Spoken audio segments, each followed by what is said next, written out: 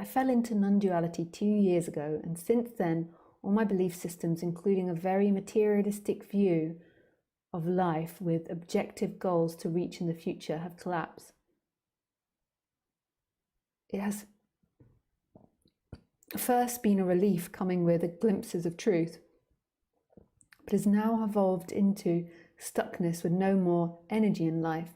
It seems that fear was previously fueling my body-mind with energy and motivation, and now that I do not believe too much in that fear, I have no direction. I use breathing techniques from pranayama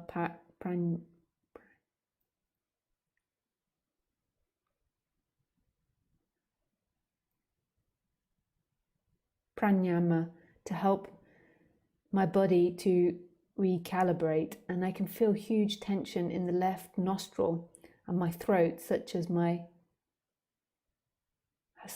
they provoke teeth chattering. Wow, that's quite intense. Would you have any piece of advice to help me finding a new direction and a true expression of my being? Thank you, Lisa, for my Franglish. Franglish. Are you French, Martin? Martin?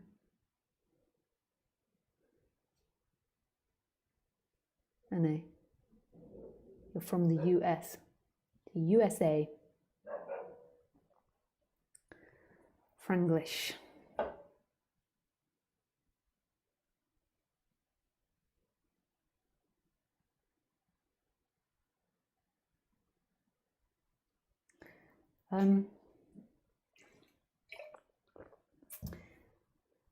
They say that for the falling in love chemicals, when two people fall in love, they're like most intense in the first 2 years. And the reason that is because that's the time normally where you'll make a commitment to each other and create children together. So it's most intense in the first 2 years. So it doesn't surprise me that after 2 years, the love affair lessened with non-duality. Like at first, when you get into it, it's like a new story. It's something that is breaking down your beliefs and changing you. And then after 2 years, then you're like, what next? What's going to happen now? Still this. That's the joke of it. It's still this. It's still this.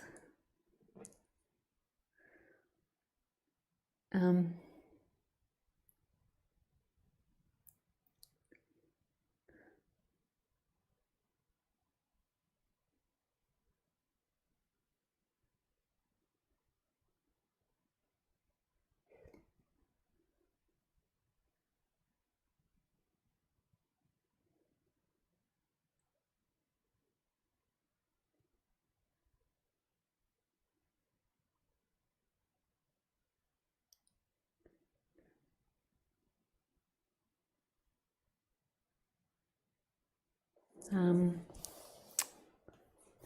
I think this is a very typical problem that happens, is that you begin to break down your ideas and beliefs, and then the mind then thinks, so once you've completed that, or once that's begin to change, the mind then thinks, now what do I do?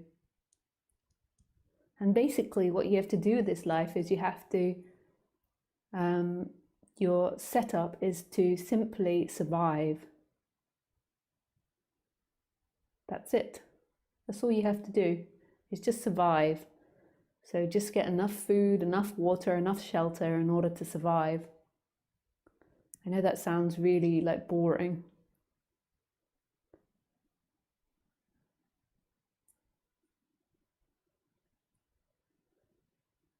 But that's all you have to do. When you were growing up though, you know, even though people were insinuating you have to survive and like become a doctor or get a really good job or like get lots of money, like they were also talking about this big story of you, you know, having meaning, having purpose and enjoyment and future and kids and changing the world and big dramatic things. And you watch films and you listen to stories where people had this motive and purpose in life.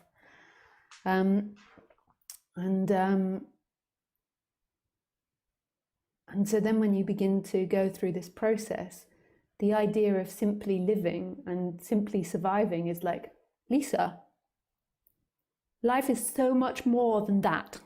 I can tell you, it's not about survival. It's about saving the planet, going up to Mars, exploring the universe, working out the nature of reality.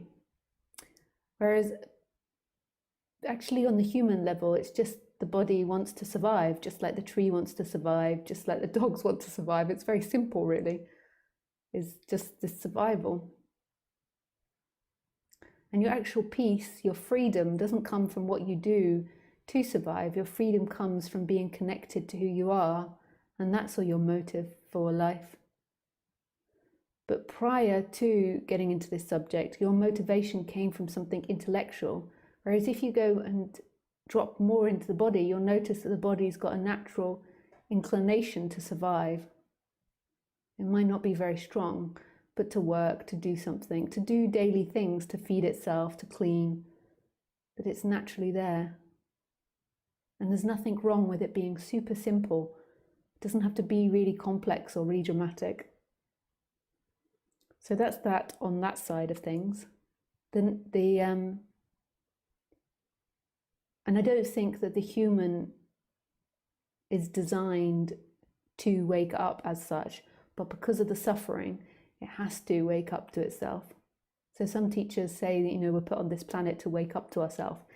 And I think, that's a nice story and I'm not opposed to it, and maybe, but I think it's more that we had to, we went off on this path where we began to believe that we were a story other than our true nature, which is this moment.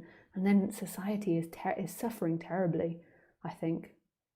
And so then people have to wake up to remember who they are, because society is in such a bad state from this illusion. And I personally, I'm open to that story that consciousness is doing it on purpose, but I think that consciousness is more free than that it's not consciously creating, it's spontaneously creating. And it just so happens that this human began to deeply suffer. But for other people, I sometimes say, because it's also a really nice teaching, this idea that you're here to wake up to yourself. In some way, that is the purpose of life. I can also say that too. It's beautiful. Total contradiction, all in one little speech. Anyway, so and I have tension in my nostril and throat and provides chattering teeth. So I would assume that if the teeth are chattering, then you're experiencing fear or panic, or you might have some past trauma in your body that was scary to you. And the breathing's bringing that up. And you have to go deep into the feeling to try to understand what's happening. So when you're doing the breathing, I would put your attention into your belly.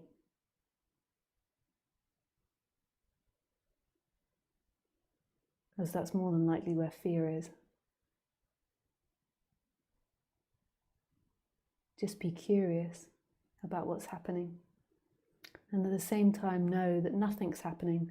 There is only this moment. There's only this. There's not really somebody who's practicing breathing techniques or waking up or going down a path of enlightenment. There is only this moment right here, right now, in everything that you do.